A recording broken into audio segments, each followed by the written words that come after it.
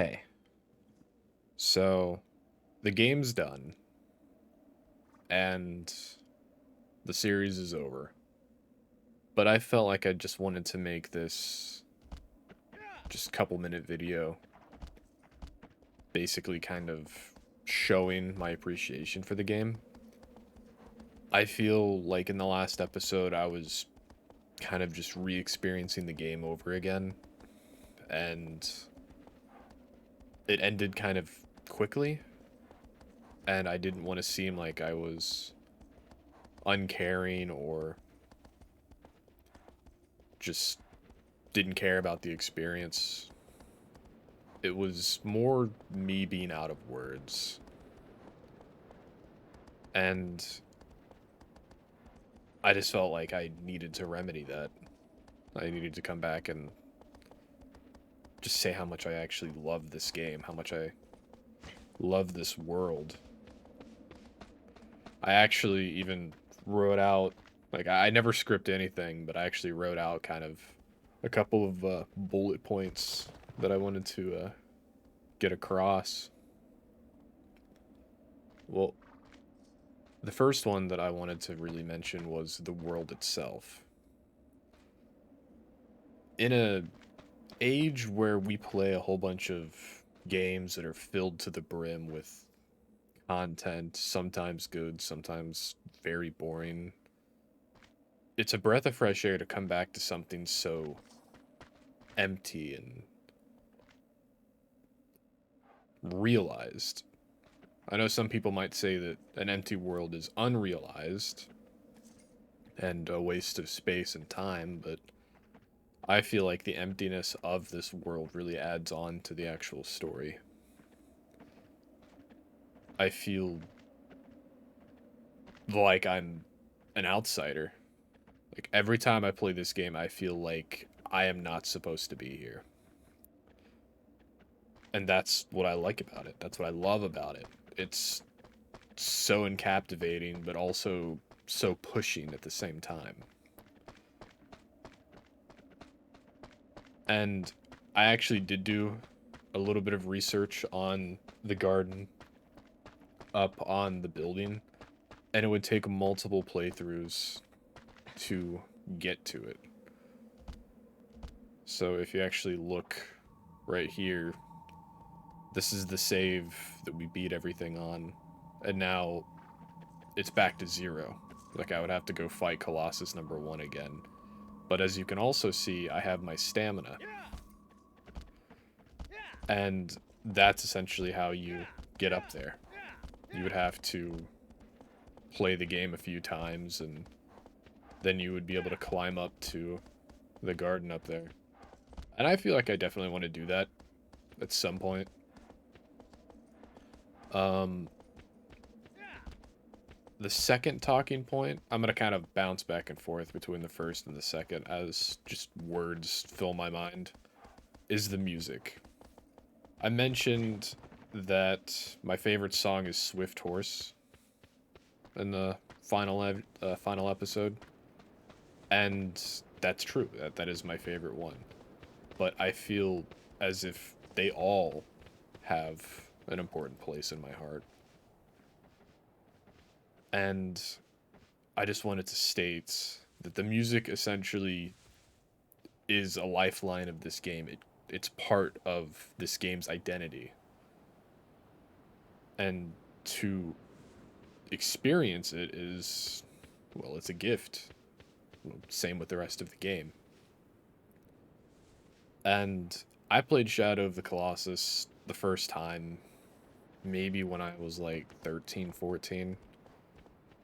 And it completely changed my perception of how a game can be. And to this day, I still listen to the music. When the remake came out, it it like reinvigorated my love for this game. It was always there, but it just re-heightened it. And then not too long ago, I was trying to build up the determination of becoming a YouTuber or trying to find something unique that hasn't been done a million times. And I know I chose a game that has been done a million times, and that's okay because I had to kind of realize that I want to do my own thing, and my own thing might not be what people want to see. And that's okay. But it was still kind of difficult trying to pinpoint a game to start this. And then it hit me. Why don't I just do this? Shadow of the Colossus. And that was pretty much a turning point. It was the final step, the final motivation to push me into actually making a YouTube video. And it really just made me feel like I didn't end the last video as I wanted to. So I wanted to just move. I just wanted to come back and say how much I genuinely owe this game. I owe it my entire determination to actually post anything online whatsoever. And that kind of slides into the third bullet point that I had, my connection with the game. Actually, it pretty much was my third bullet point. A deep, meaningful connection to a game like this and so many others. It makes you realize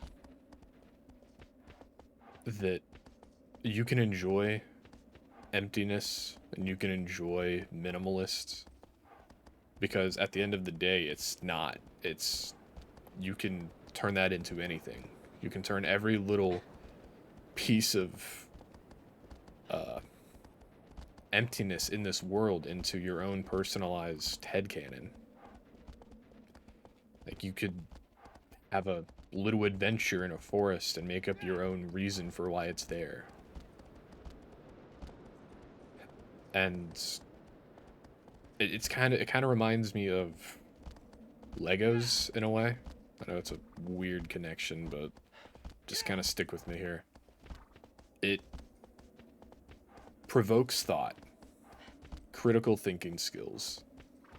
You have no idea why any of this is here, and a young person would find reason. And I mean, an older person who's naturally more maybe nihilistic or just doesn't have the creativity that they once had would appreciate just existing in a dark and gloomy place that doesn't have a lot going on. It mimics life in a way where you can turn anything into anything and experience nothing and have it be everything at the same time. And I just wanted to come back and again reiterate my love for this and what this game means to me and to so many other people, and I feel I feel good about it. I feel good about coming back and stating what I wanted to. I didn't want to redo the last episode just because I feel like I didn't end it in a way that it owed. Like, I owed this game so much more than what I feel like I gave it at the end of the last episode. And so that's why this exists. And I know I'm kind of repeating myself here, but I'll wrap it up. I am going to eventually come back to this game and eventually play like the remake or something of the sort. Maybe in a year, or when I hit like a certain subscriber number or something like that. But I also just kind of want to state where I'm going to go from here now that my first series is done. I have chosen to play Wind Waker, and I'm probably gonna stick to a couple of the other Zelda games and maybe some other weird niche PlayStation games, maybe an Xbox game every now and then. But I just I'm so happy that I was able to make the series, and I just owe it to this game. I feel like with a lot of other games, there's a lot of things going on. There's dialogue all the time. There's uh, overwhelming amounts of stuff to do, and I feel like I was intimidated at that because having all of that is both a blessing and a curse. I feel like a lot of people don't really get a lot of time to talk about themselves and who they are in their own YouTube videos.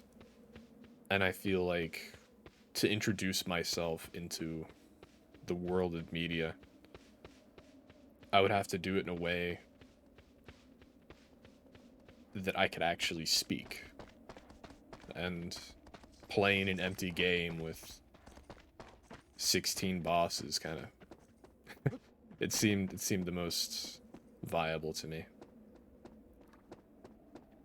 But yeah, thank you again for experiencing this series. The few of you who watch it, or maybe hopefully a lot of you in the future who will watch it. Maybe this is my humble beginning into something much greater. But thanks again for being here. And I'll see you when I see you. All right.